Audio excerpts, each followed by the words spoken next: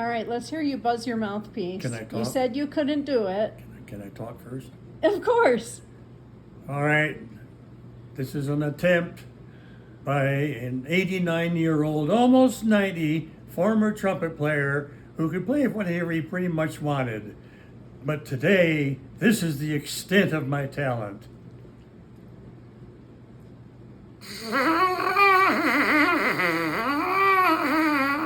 Isn't that beautiful? Well, you said you couldn't make a sound at all. Yeah, I didn't think I You could make a did. sound at all, but I guess mom's the good luck charms.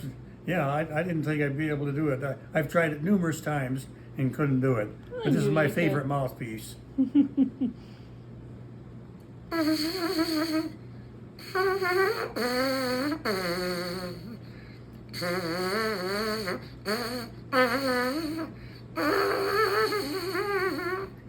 Well, I better quit before my lips start swearing. It's pretty cool, though, that you can make different pitches on it. Yeah. I didn't think you could do that on just a mouthpiece. Yeah.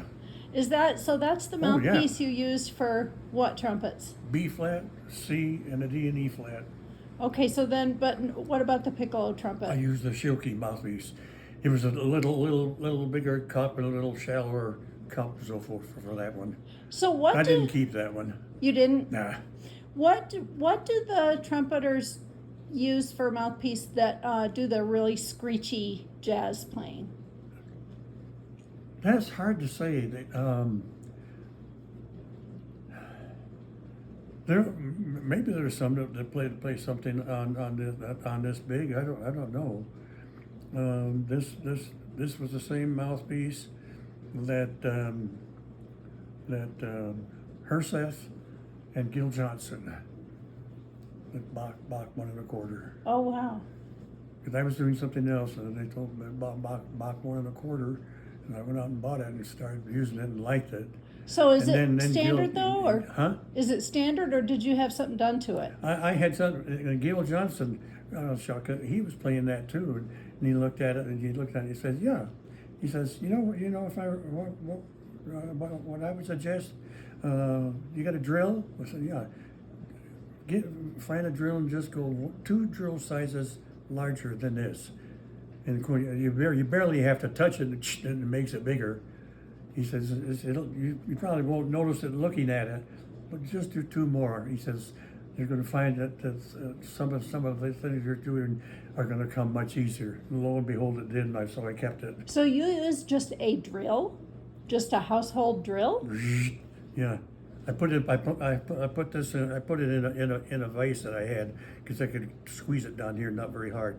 Make sure I had it straight. And I barely had to turn it about the 2 turns, and it went through. Whoa! How much was just a mouthpiece back then? Do you remember?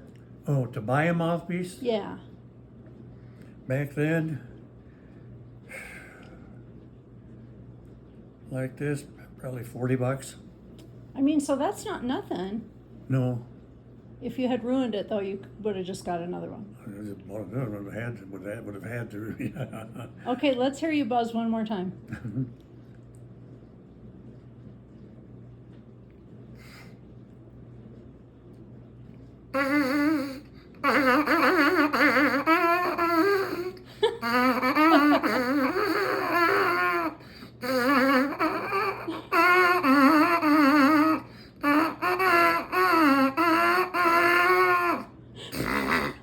How do you make different pitches on it, though? It's just a mouthpiece. Just tighten the lips closer together.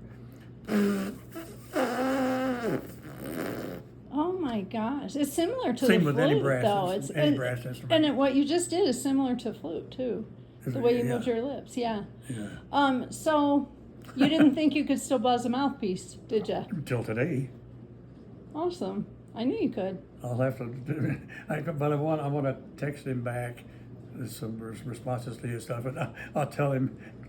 Lo and behold, I tried to buzz the mouthpiece again today for the first time in eons, and I was able to buzz the thing. You talking about Don Tyson? Huh? You talking about Don Yeah, Tyson? Don. I'm able to buzz a noise on it. But he's still playing, right? Don? Yes. How old is he? He's 91. Wow. Yeah. That's pretty unusual, isn't it? The oldest, the greatest trumpet player, orchestral trumpet player of all time, Adolf Herseth. God, what an honor it was to hear him and meet him and have coffee with him and everything else when he was there, come on tour there in Ann Arbor. But what was the question you asked? I was wondering about like how old the oldest trumpet player you could think of was. He retired. Maybe you could have playing too, but he retired at age 95. He was still playing in the symphony? In the Chicago Symphony, first trumpet. Wow. His whole career. That's wild. And if you ask people, trumpet players around the world and so forth, who was the greatest orchestral trumpet player, I'll guarantee you the mass majority will say Adolf Herseth. Wow. And Gary Stollsteimer too. And Gil Johnson, who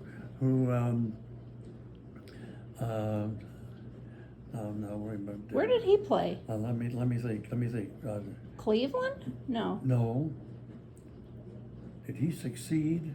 He succeeded Herseth. Oh, he did? Yeah. Oh, He okay. succeeded Herseth. Okay. Young, good-looking, tall guy. Yeah. Huh. Yeah. Wow. And beautiful player as well. He's the one who, when they came on tour, he asked me to play some duets. I want to play some duets down in the basement of the auditorium. I said, sure. I said, well, go get your horn, because my apartment in that old house was right next door. So we played a bunch of duet.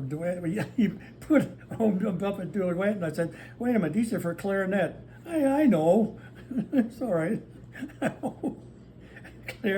Clarinet duets with the technicality and the range and stuff.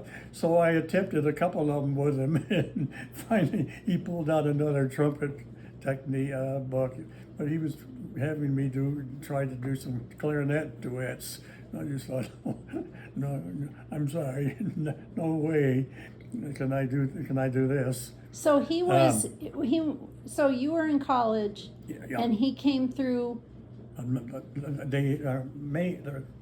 Arbor has what they call May Festival, Yeah. music festival, and the Chicago Symphony is there for a whole week. Oh wow. They play a concert every night, and 2 on Saturday, 2 on Sunday. So wait. And we So were, if he as was students, and we were students, we got in free. there. Oh wow. So I got to go to all the concerts. So wait. If he was there, was he playing second chair in Chicago, and Herseth was first chair, or did they both play in the Chicago at the same time? No, they didn't play in Chicago at the same time. I'm trying to think where Gil was before this. Was he in Philadelphia? He might have been in Philadelphia. Okay. Yeah. Yes, you're right. He was in Philadelphia. Herseth was in Chicago. They weren't in the same orchestra. So they would Orchestra. both come through for May Festival? You got to No. hear both symphonies? No. No, Chicago didn't come there for the whole week. It was Philadelphia that came there for the whole week. But Chicago came every year Yeah. for a concert, and they usually stayed overnight. They wow. usually came for a weekend, so they played concerts. So he was there for a weekend. Oh, okay. Herseth was for a weekend. So did you meet him? Oh yeah, sure. Don and I took him out to dinner. Wow. Yeah. That's You're amazing. just a wonderful human being. But God, what a player. But yeah, Gil was with Philadelphia. That's right. And they were there for the whole week. He said, yeah. He says, all the other guys all want to go out and play golf. He says, I don't play golf. So let's just play. Want to play some duets? Well, playing duets turned into the fact that every day after the morning rehearsal, he said, come on, let me come back over after rehearsal.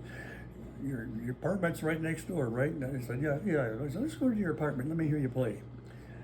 So we went over to the apartment, and I played some stuff, and he literally gave me some lessons and so forth. And he's the one who changed my whole approach I passed it on to Lilia too. Lilia said, "Well, that's quite a comment. Take that. Yeah, that's good." You know, when I'm getting ready to play something, and I get ready to play, and go,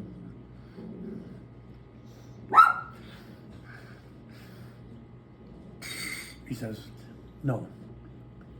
Get it set. Get your arm pressure set. Take the breath, and go." So you were taking a breath and then sort of holding it? Yeah. He says, you're just creating tension in your body. Oh, wow. And that changed my whole approach after that. That. Oh, yeah. You want to take Izzy to the groomer? I guess we better go. Yeah. Okay. Yes. So there.